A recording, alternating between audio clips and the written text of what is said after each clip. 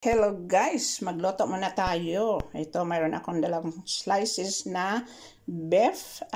Ito na guys, ready na yung ating karne, nahiwa na. Tamang-tama lang ang kanyang mga sizes.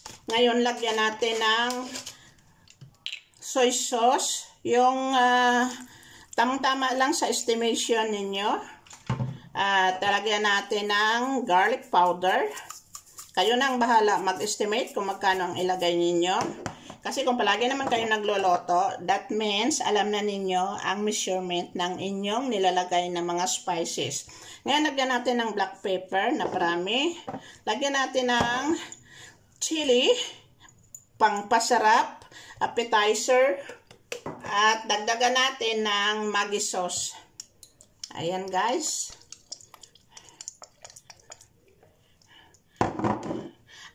At ang last natin ilagay ay yung ating pangpalambot ng karne. So ito na guys, halo-haloin lang natin, gamitin na lang natin yung ating kamay kasi pag kamay ang ginamit natin, mas masarap, dagdag flavor yata yung kamay. Ayan, so ngayon i-marinate natin ito ng mga 2 hours para malambot at madali lang ang pagluto. Half cook lang, malambot na yan. So ito na guys, ready to set aside.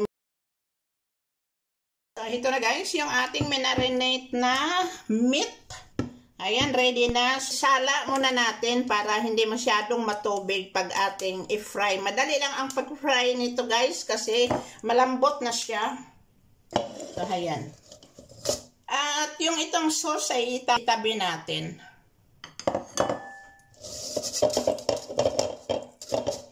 Maglagay muna tayo ng olive oil sa ating frying pan. Ngayon, i-fry muna natin yung ating beef.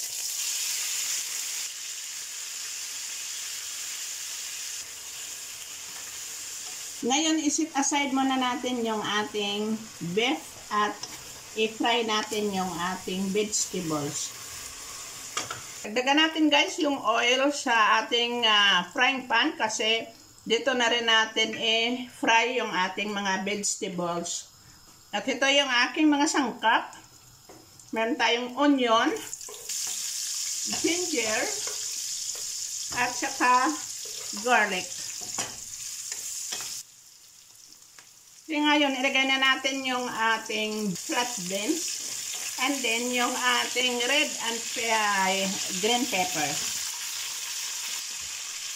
Halo-haloin muna natin hanggang sa mag-half cook yung ating vegetables. Ganda ang kulay ng ating vegetables. Red and green.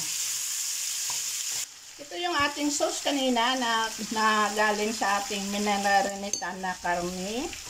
Ayan, lagyan natin ng cornstarch para maging malapot yung ating sauce. So ngayon ilagay natin yung kalahati nating sauce dito sa ating vegetables para lumapot. At magkaroon siya ng flavor. Yan. Good na siya. So ito guys, ready na ito. I-set aside muna natin. Ngayon meron akong spinach at gusto ko lang lutuin ito ng separate.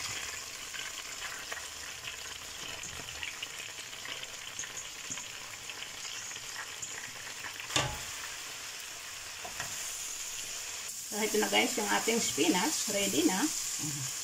Green na green. Look at that.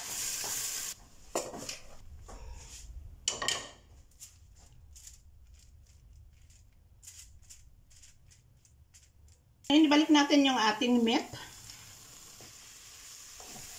Ngayon, ilagay na natin itong sauce na natira para yung ating meat ay maging juicy. So, ito na guys, yung lalagyan ko ng ating niloto. Nilagyan ko lang ng foil kasi wala akong dahon ng saging. So, ito yung ating spinach. Walang timpla itong spinach natin. So, ngayon, ilalagay na natin yung ating meat dito sa taas ng spinach.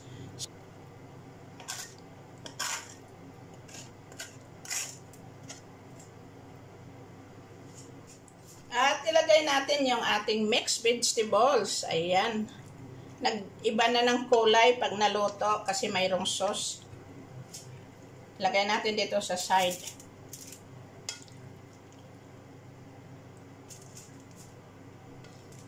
Ginawa ko ito na ilagay sa side para kung sino ang gustong kumain ng gulay, gulay lang pwede.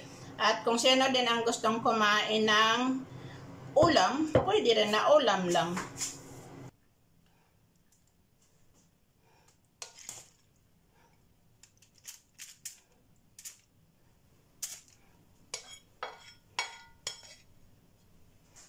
At dito namang side yung kanin. 'Di ba? May iba-ibang kulay.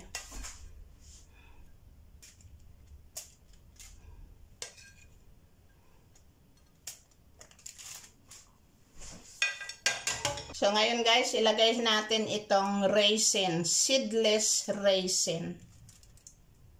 Ayan. Parang dala na yung kanyang dessert.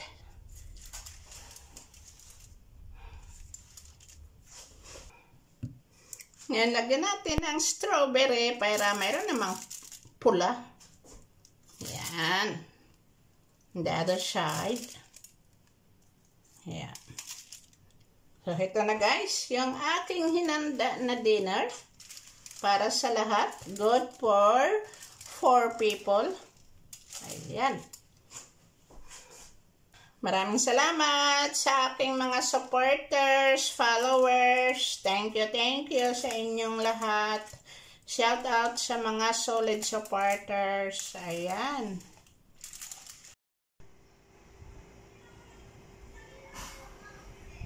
Maglagay muna tayo ng kaunting olive oil sa ating kasarol. At ito guys, mayroon tayong chicken legs, and chicken wings.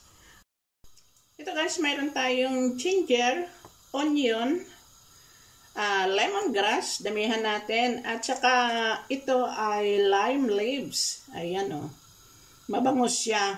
I think ito ay yung green lemon sa atin. Sahin muna natin ito.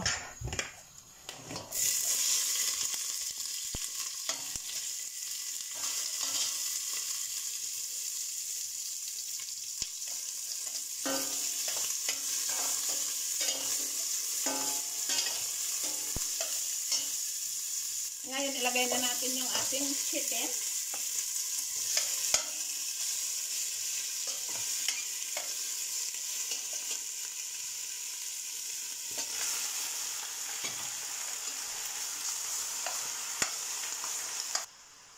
I-add na natin yung isang kutsara nating asin.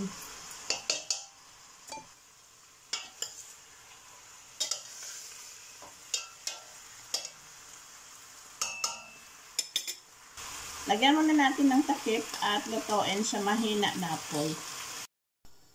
So ito guys, yung ating ginisa na manok, nilagyan ko na ng tubig. Kaya lang, hindi ko nabuksan yung aking kamera.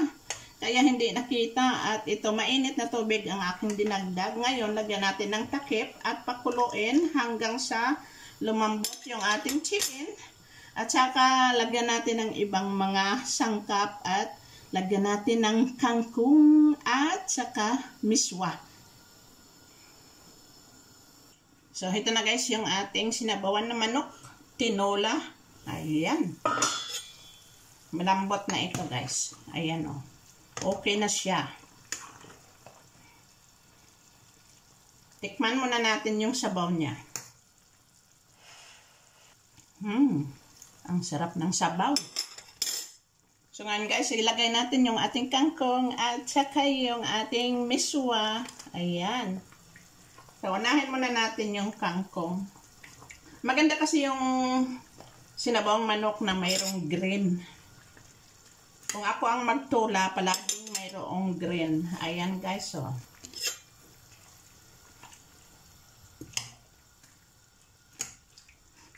Huwag lang natin lagyan ng takip para yung gulay natin ay green pa rin. Hindi siya mag-itim. Ayan.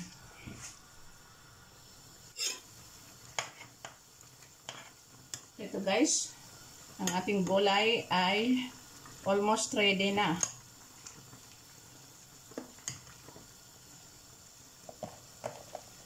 So nga nilagay na natin yung ating miswa.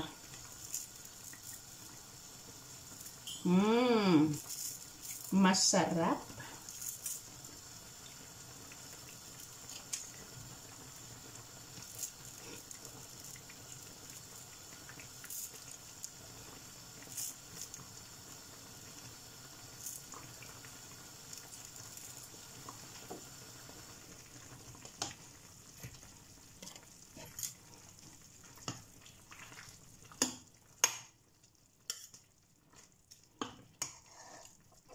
Ngayon, lagyan natin ng chopped onion.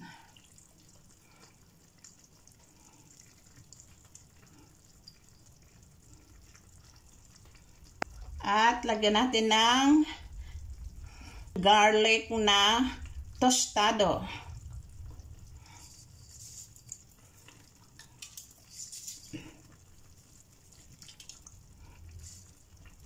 Toasted garlic, guys. So, ito na, guys. Yummy, yummy.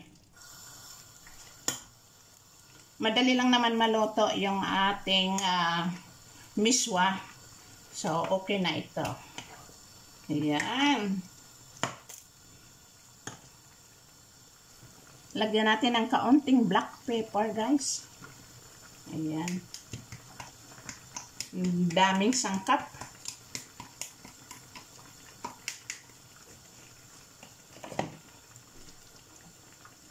So, super sarap talaga ito, guys. Oh, kasarap. Ang kanyang kapartner ay rice. Ayan, guys.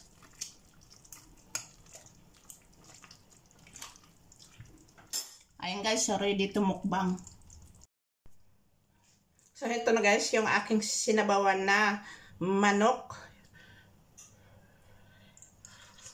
Ang sarap sa kanin. Ang bango ng aking garlic na nilagay. Yummy. Dali kayo, guys. Higop ng sabaw na mainit. Ay pagpatuloy na ang pagkain at paghigop ng sabaw.